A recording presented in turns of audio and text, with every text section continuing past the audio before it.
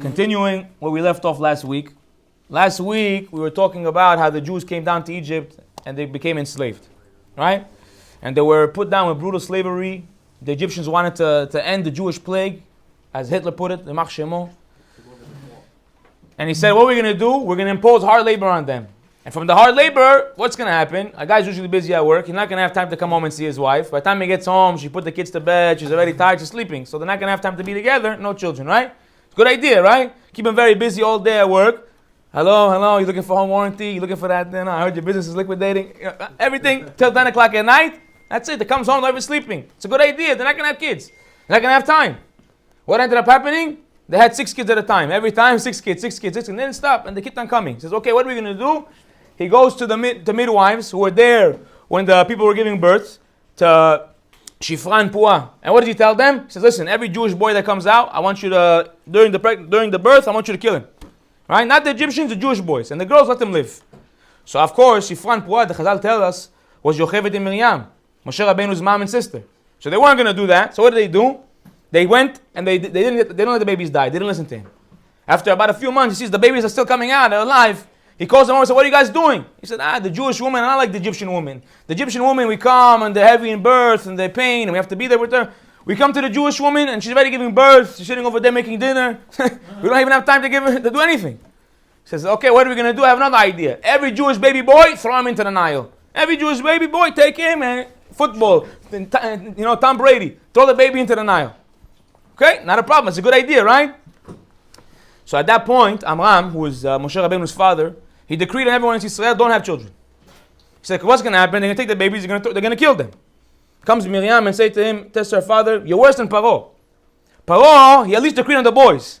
But you're decreeing also on the girls. You got a 50-50 chance. Right? If it's a girl, she's going to live. No? What, are you going to kill all the Jewish people in the world? So he said, okay, I'm going to listen to you. And he went back to be with his wife. And that same time, right away after, Moshe Rabbeinu was born. Now Moshe Rabbeinu was a boy. Now Amram was afraid. He said, Paro's going to find him, he's going to kill him. So what did he do? Miriam took him and hid him. 3 months she's hiding him. After 3 months, the baby's not so quiet anymore. You can't just shove a bottle in his mouth. Now he's, everyone hears him already. So it's okay, I can't hide him anymore. She makes a nice weave basket. She takes the baby and she puts him in the river. Miriam, his older sister, she starts chasing after him to see where he's going. Lo and behold, where does he end up? He ends up in Paro's daughter's, she was taking over there, she was by the well, she was taking a shower. And she sees, she was bathing herself. And she sees Moshe Rabbeinu's casket coming. And she goes and she grabs it and she pulls it in. She sees the baby. What a beautiful baby boy. Moshe Rabbeinu was a very handsome baby boy. She says, wow, okay, we should bring him into the house. And she decides, okay, I'm going to take him in under my wing. Now she calls a midwife to come and help her to manik the baby, to breastfeed the baby. Moshe Rabbeinu refuses to take anyone. No one, nothing. Refuses. Doesn't work out. Then comes Moshe Rabbeinu. Says no one can do. Comes Miriam and sees that no one is feeding. No, he's not feeding from anybody. So she goes, okay, listen, here's what we're going to do. I'm going to bring you a Jewish woman and she's going to feed from him. No problem. So what does she bring? Moshe Rabbeinu's mother. Moshe Rabbeinu's mother. 2 years, he's feeding from his mother. Now Moshe, when he got older, now he's living in Paro's house. And he was a very cute baby boy. Imagine him seeing him, even Paro would play with him. He'd come with him and play with him and then, because he was such a cute boy. When he was 3 years old, he was sitting on Paro's lap. He came and he took the crown off Paro's head and he put it on his head and he started, hey. So Paro's advisors, they saw this. They said, uh-oh. Remember that vision we had a long time ago? About the boy that's going to come and take your crown and take out the Jewish people? This is him. We weren't sure if he was Jewish or Egyptian, but we see this is a Jewish boy who's living in your house. Therefore it's confusing. Jewish, Egyptian. It must be him. Says Paro, it's a good idea. We're going to put it to the test. We're going to put in front of him a thing of hot coals, nice and red and shiny, and we're going to put in front of him gold. Now, if you ask me, it seems to me like the stupidest thing in the whole entire world. Even a baby is going to go for the gold. But okay. Comes Moshe Rabbeinu, if he's going to go for the gold, you see he really wants power, he's really hungry for money. What does a 3-year-old know about money? Except I go to my 3-year-old daughter, I put in front of her a $100 bill, and I put in front of her a crayon. What she's running to? The crayon. She's not going to run to the $100 bill. Yeah, right. But apparently this was a good idea at the time. Send him, Moshe Rabbeinu, naturally, where does he go for? The gold. Comes a malach, comes an angel, says the midrash, and pushes his hand over to the coal, picks up the coal, puts it in his mouth, and burns his lip. That's why he had a lisp his whole life. That's why he couldn't speak properly. When God came and told him, I want you to be a leader, he said, I don't speak properly. How am I going to go and, how can I be a leader? I can't speak. I have a lisp. How can I speak? I also have a list, but when I was younger, I went to the teacher. She put me the mirror in the nighttime, put the so it helped a little bit, but not all the time. Sometimes when I get a little bit excited, it comes out. So long story short, Moshe Rabbeinu had a list. Now he grows up, and one day he wants to go out to Mitzrayim and see what's going on with his brother, and he knew he was Jewish. He goes outside to see a Mitzri hitting a Jew, whacking him with the whip, brutally beating him. Looks at him and says the Shem Hashem, Midrash Chazal tells us, he says one of God's names, Takeh, the floor opened up and swallowed the Egyptian. And then he left on with his day. Now he did this B'tzinah, no one would know that he killed this Egyptian, and he went home. That next morning, he sees two Jews fighting with each other. Rashi says, Datan v'Aviram, the same two that are going to make problems later on. They're quarreling with each other. Hello, what's up with you, Achi? You stole my deal. What do you mean it was my deal? I called him first. No, I called him first. Right? They're arguing over a deal. Come on, Shem says, what's wrong with you guys? You guys are Jewish brothers. How are you fighting with each other? So one of them says to him, who do you think you are? You're going to master over me? You're going to kill me like you killed that Egyptian? Now everyone heard. Word got out. Word gets back to Paro. Paro says, orders that Moshe Rabbeinu is going to be put to death. And be put to death. That's it. Moshe Rabbeinu hears this and he runs away. Midrash says he went to a city called Cush. Over there he became a king for 40 years. After he was a king for 40 years, he said, okay, now I have to leave. And he comes down to Midian. He comes to Midian and he goes to the watering well and he sees the daughters of Yitro, who used to be the high priest in Midian. But he denounced it. He said he went into their religion. He saw it was a bunch of shtiyot b'mitzvah gvanyot. He saw it was a bunch of nonsense and said, yeah, I'm denouncing this religion. So everyone hated him. So when Paro's daughter came to water the cattle, what did they do? They drove them away. Moshe Rabbeinu was strong. He came over with them. What are you guys doing? Popped off on them. They said, whoa, right? And then he took over, he opened up the well and he gave the sheep some to drink. And then he sent them off on their way. They go home to the father and says, what happened? You guys came home so early today. He says, an Egyptian man came and he helped us. He saved us. So if anyone ever asks, this is how you know that Moshe Rabbeinu had W Riz, right? How do you guys call it today? W Riz, no? What do you guys call it today? Back in my day it was game. I don't know, I hung up the jersey a long time ago, man. No, it's 10 years ago, no jersey. But today you guys call it Riz. That's how you know. What did he do? What did it is? Game. You know, game. Long story short, what did he do? He saw a damsel in distress. He came. He saved her. Boom. Comes Yitro and says, why'd you guys leave him alone? Bring him back home. Bring him. Let him eat something. They bring him. He eats a little something. We'll talk about it later. I'll explain to the Riz philosophy. Long story short, he says, invite him over to eat. He eats. He finds out, Yitro finds out, he used to be one of the advisors of Paro. He finds out that Moshe was the guy who ran away. I don't want to get in any trouble. Throws him in the dungeon. And puts him in prison. No food or nothing. Now Tzipora, his daughter, who saw Moshe Rabbeinu, said, okay, I cannot let him not eat. So every morning she would come and sneak him food. After 10 years, nobody wanted to marry her. 10 years, not one guy was coming to ask her hand in marriage. She comes to her dad and says, what am I going to do? No one to marry. She says, what am I going to do? So Tzipora says to her father, what about that guy that you threw in the dungeon 10 years ago? Now imagine 10 years, no food or nothing. He said, for sure he's dead. He's a corpse and bones already. He said, what are you talking about? And he said, if he's alive, I can marry him. If he's alive, not only can marry him, I'll give you my blessing, I'll give you whatever you want. She shares him to the back. She sees Moshe Rabbeinu sitting down, steiging and sitting down, learning a sugya. She said, whoa, this guy really is holy. He lets him go. He marries Tzipora. And as he's leaving, there was a staff in Yitro's yard. One of those, the staff that he went with, the one that Moshe Rabbeinu went to Mitzrayim, was in the ground. This is where the story of Excalibur comes from. Nobody can get it. Nobody can get it out. Comes Moshe Rabbeinu, says Midrash, it was around 600 something pounds. Comes Moshe Rabbeinu, grabs it, picks it up and pulls it out the ground. And that's what he used to carry around. And on that same staff, it said the 10 makot on it. Dam, tzvardea, kinim, all of them. The 10, what's it called? They came already from the Dam HaRishon. The Dam HaRishon had the same staff. This is the one that was planted in the ground waiting for Moshe Rabbeinu when he was worthy to come and take it and redeem. That's why when Moshe Rabbeinu sees the burning bush, he tells him, you go and take the staff with you. Because the staff is very important to the tafkid. And Moshe Rabbeinu, as we know, he's walking along, and what does he see? He sees the burning bush. He says, hello, what's going on? What's going on over here? I see a bush burning, fire, but not burning. It's staying alive. Right? Imagine you see a house on fire, but it's nothing's happening to it. Not talking about when they're playing good music and the house is on fire. Not like that. Really on fire. She's a burning bush.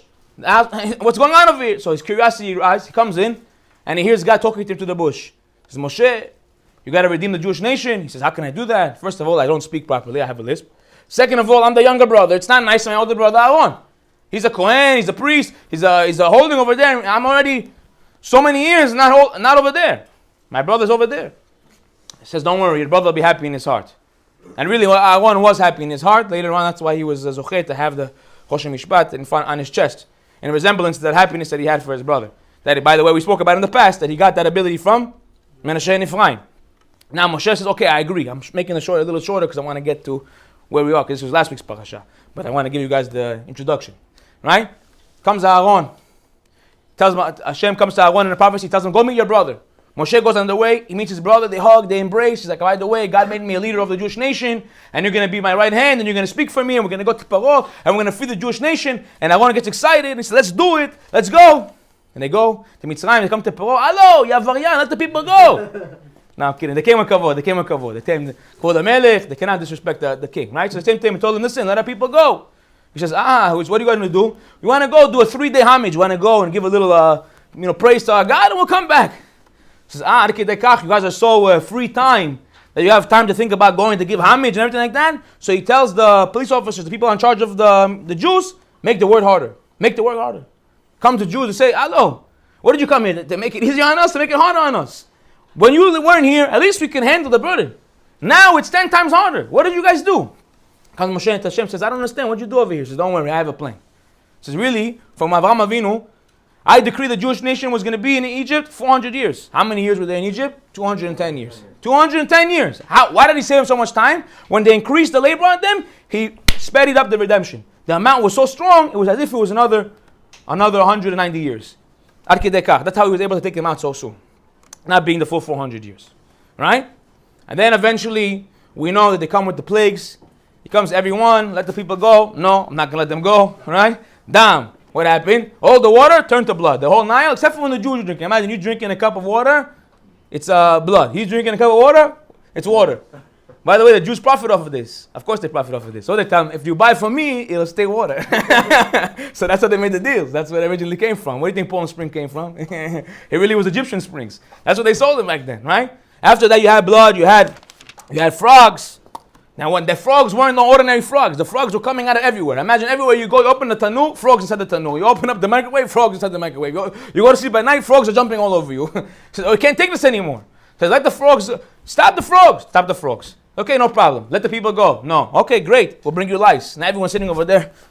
You remember back in the day when you were a kid in school and they came with the chopsticks and they'll check your hair to see if you have lice? Everyone came out not clean. The whole school went home that day. All of Egypt had lice. Every single one of them. Not the ordinary lice. Lice that was so powerful you couldn't walk around the day. The pain was so painful how much they were biting you on the head.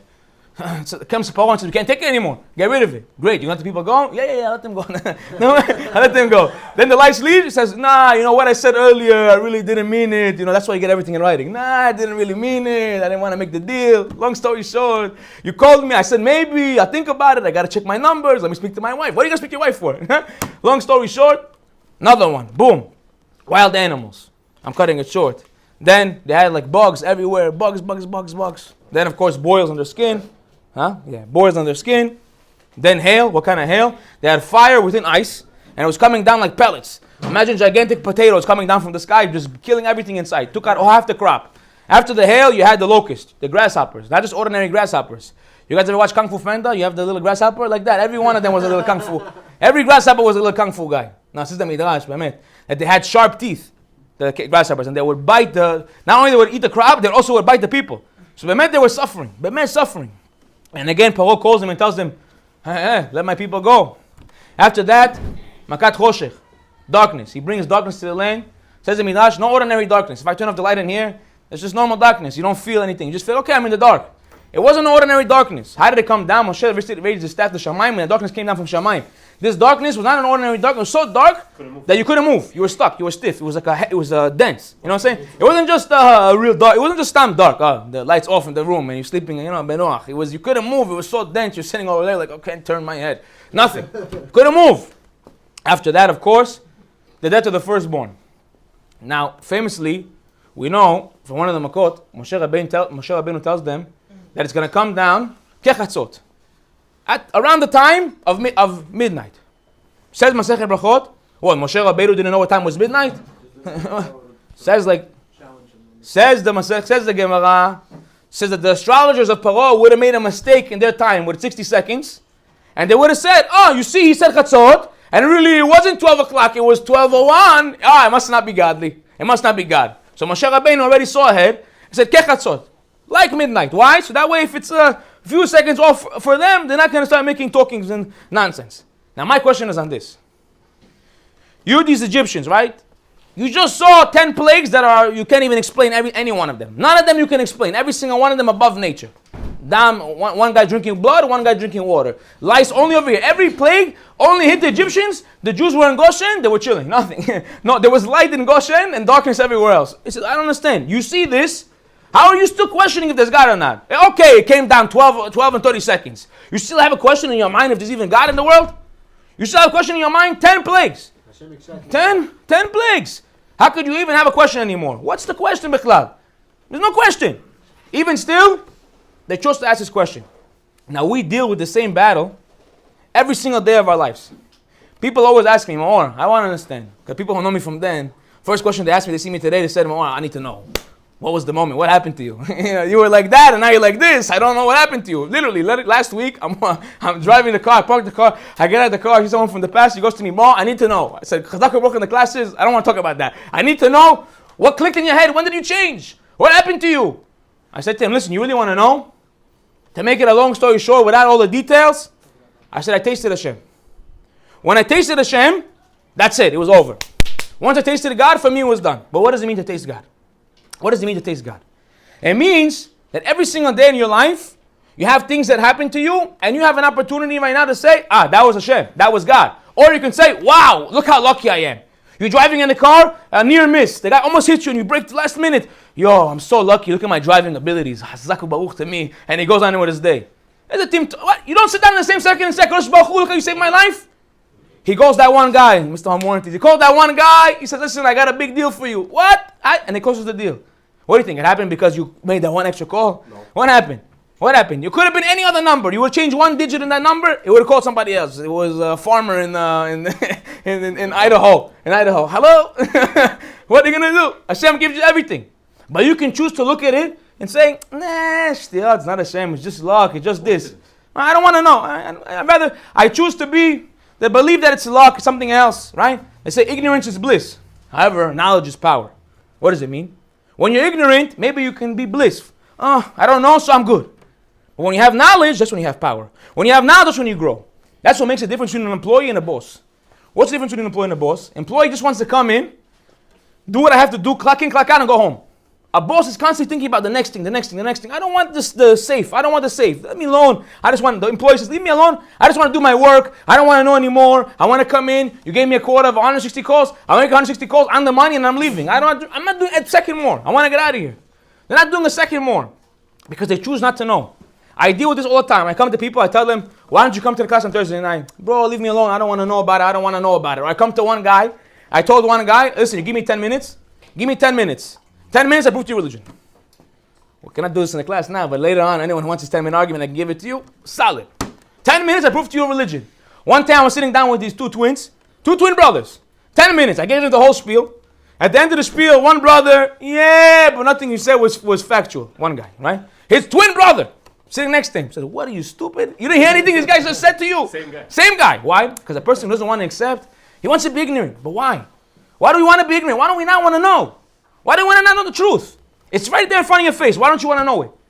Why are we so afraid of change? What's going to happen? Because if I know, then I have to change my life. If I know that God exists, then my life has to change. But I'm comfortable. I don't want to change. I'm afraid. I'm afraid that if I'm going to listen to you, I'm going to hear what you have to say. I'm going to accept the truth. Guess what's going to happen? Then I have to change my life. Everything I built up in today, the man that I am until now, it's going to have to change. I like going out clubbing on Tuesdays. Now I found out that God is real. I'm not going out clubbing on Tuesdays anymore. Right? I like to go out on Shabbat. Now God is real. I can't go out on Shabbat. I like to go out to restaurants in Manhattan. I can't, certain non-kosher restaurants. Now I know God is real. I can't go to those restaurants. Because my whole life I live a certain lifestyle. Now you want me to take my life that I built up until now and break it down and start from fresh. No, thank you. And they're afraid of change. But change is ultimately the greatest thing for you. When you stay behind, you're thinking, if I'm going to stay where I'm at, I'll be good.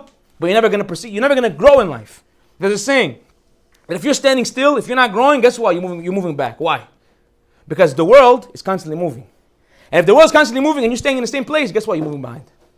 You're moving behind because you don't want to know. You don't want to take that knowledge and grow with it. Knowledge is the greatest thing in the whole entire world. It reminds me of a story.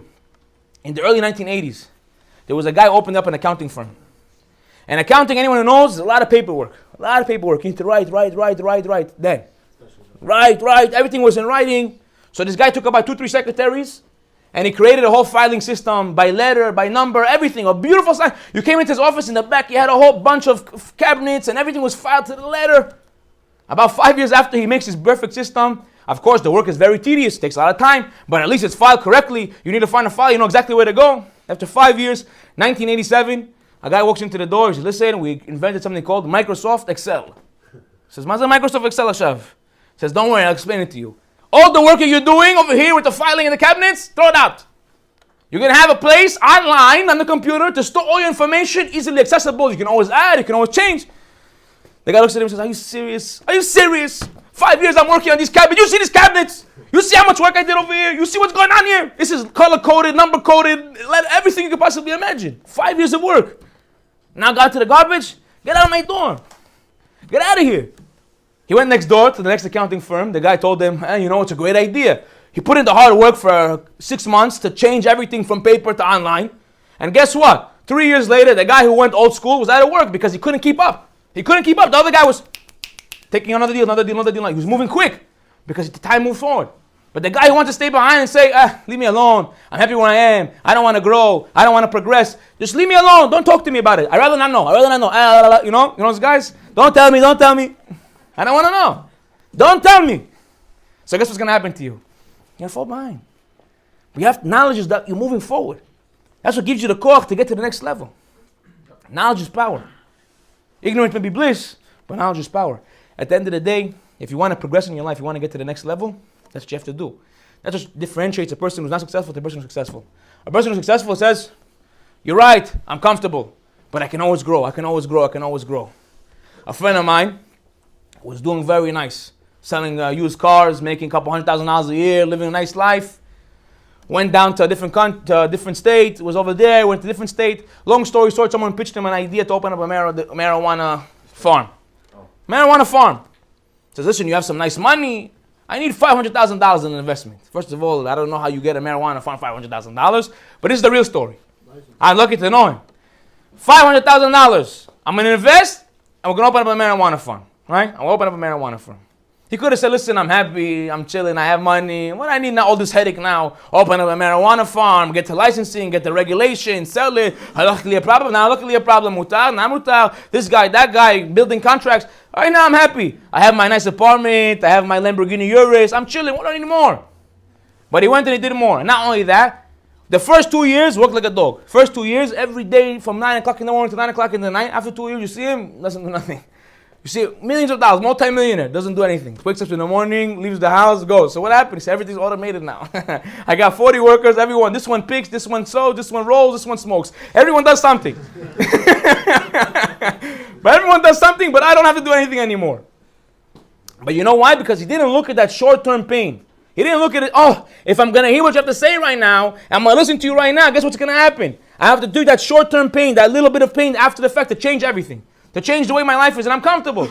But guess what? When you go to that pain, and you don't focus on that short period of time, and you focus on the future, you're ultimately going to be the greatest person. You're going to grow. But it all starts with acknowledgement. It all starts with saying, okay, what's in front of me?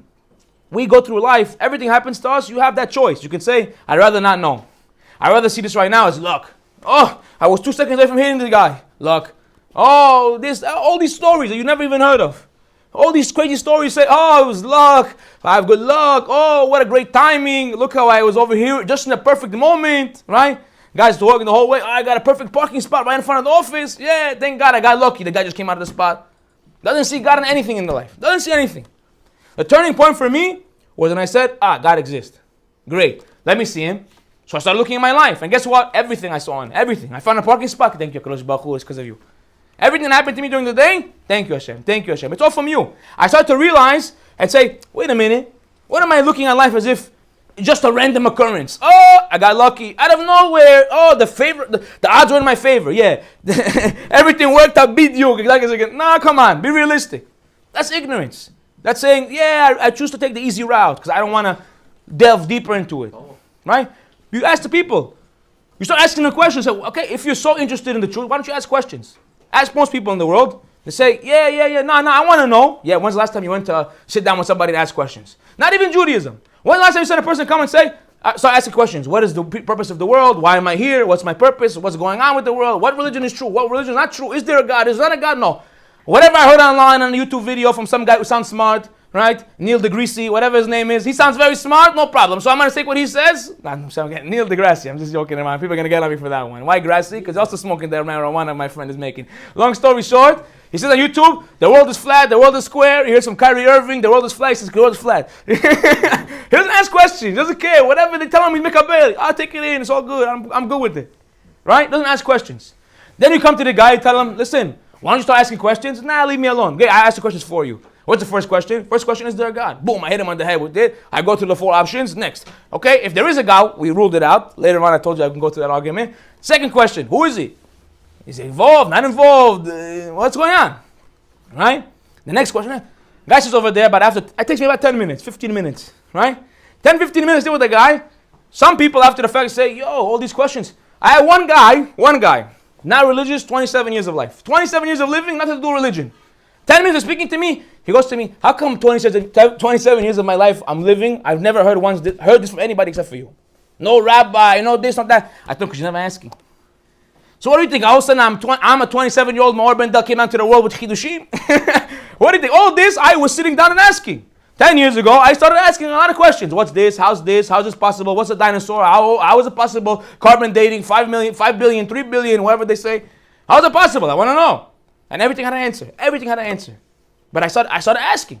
People don't ask. They rather not know. Don't tell me. And if you don't tell me, what's going to happen? I'll stay where I am. I don't got to move. Right? But if I start to learn and move, guess what? I'm going to have to grow. And have to change. I have to change everything. Then I don't want it. I don't want to become religious. Leave me alone. Leave me alone with Shabbat. I don't want Shabbat. I don't want kashrut. I don't want anything. Leave me alone. I want to do my thing. But you lose out that way. We'll finish with this story. There was a man, older man, married, had 6 children. One day he comes home from work. The nighttime he sits with the kids, has dinner. Afterwards he puts the kid to bed. Okay, now it's time to go shower. He's showering and all of a sudden he notices something on his hand. He looks, he sees a little tiny lump on his arm. Thinks about it for a second, about 20 seconds, he's a little bit worried about it. He says, maybe it's a pimple, maybe it's some type of, I don't know what, leave it alone. The next day he wakes up, he forget about it. Months passed, it already became normal. He doesn't even see it, it's on the top of his arm, he doesn't even bother with it. Once in a while he sees it, it's already became like it's a regular. Mutarlo. One summer, hot day, he's in the ball, Marine Park, he's shooting around, it gets very hot. He said, listen, I gotta take it off. Takes off the shirt. His boy sees him, he says, hello, what's that on your arm? He says, oh, this thing? It's been here forever. Don't worry about it, it doesn't do anything. I don't get no fever, nothing, I don't get any symptoms from it, it's all good. His friend looks at him and says, you ever get that checked out? He goes, why get it checked out, bro? I'm telling you, I had it for a long time. What are you making all story? Yalla, get in the game, bro. Come on, pass the ball. Let's go. His boy says, okay, yalla. That was the end of the conversation. He goes, they play the game. He goes home, he showers at night. What his friend told him is sitting with him. He comes to his wife, he says, what do you think about it? She goes to him, listen, whatever you feel is right. He sleeps that night, wakes up in the morning, he's in bed, tossing and turning. Should I go? Should I not go? And he's thinking about it now. I'm going to go. They're going to send me for this scan, this doctor, that guy. I have to go for a referral. Then they're going to send me over here. They're going to send me over here. All this. Shabbat not 3-4 weeks until they're going to give me an answer. And it's nothing. Nah, it doesn't even bother me. Yalla, I'm not going. That same friend who was playing ball the other day said, let me check in on him. Gives him a call. Says, yo, what's going on with that thing in your arm? Oh, you don't leave me alone. We didn't talk about it yesterday. No, I'm genuinely worried about you. Listen, I'll come pick you up. Let's go meet you to the ER right now. No, leave me alone. Listen, what do you have to lose? The ER is quick. It's not like you go to the doctor's office, referral. ER, they have everything in the house. I'll come with you. I'll sit down with you. We'll go together. I don't want to make sure for myself. Not for you. I know you're right. I want to check for myself. Okay, Alan, leave me alone. Let's go. His friend picks him up. He gets into the car. They go to the ER. He walks in. They do a few scans. Not 30 minutes passes. All the nurses come running in. Quickly, get this guy ready for surgery. They take him out. He's sitting over there, he's panicking. What happened? He's going, what's going on? No one's talking to him. What happened? Every nurse in the room. They're running with him in the thing. He's sitting over there. What's going on over here? They're running. Quickly. He's sitting over there. Finally, one nurse looks at him. He says, what's going on? She looks down at him. She says, this lump on your arm is cancerous. 2 more minutes, it's going to grow rapidly. You're going to lose your arm. And God for shalom, it's going to kill you. Thank God you came when you did. Guy faints. The nurses see it's a good opportunity to induce him and do the surgery. They induce him in this moment. He wakes up. The surgery is over. He sees a little patches, bandages on his arm. He's like, yo, I can't believe it. He said, if my friend wouldn't have called me that day, if I would have chose to keep on ignoring it, what would be with me today? I wouldn't be alive. But in that moment, when I picked to know the truth, when I said, okay, let's go and find out what it is. Let's go and just see. Look what happened. Look what happened. You're right, I had pain. They did a surgery on me. Now I'm 3 months of recovery. My arm is not functional, physical therapy. But what does it make a difference? At the end of the day, I'm alive. In life, you have always two options in front of you. You can take the ignorant route and say, I'm living life. Nothing is bothering me. I'm good. And you don't check it out. And you take the way of knowledge. It says it's a little bit hard work to go and check. But when you go that route, you're always going to come out the better man. You're always going to grow to higher levels. You're always going to be the better end of it. By you saying, you know what, I choose to embrace the knowledge instead of running away from it, you're going to come out and be a much better person. So that's why I implore everyone here to start asking questions, to start being aware of things that happen to their life. Next time they get in a near-miss accident, or next time they get anything that's going on with them, right away look up to Kadosh Baruch Hu. Take 2 seconds in the car and say, thank you Hashem, I know that was you. Thank you Hashem. When you start recognizing Hashem, when you start looking for Hashem, and you have His awareness in your life, when you have His awareness, you start seeing Him everything you do, guess what? That's when you're going to grow. That's when you're going to grow. Then one day you're going to be sitting up here, people are going to ask you, I want to know how you got here. And you're going to tell them, because I became aware of Hashem. Hashem will be zocheh to be aware of Hashem. Chazak u'baruch.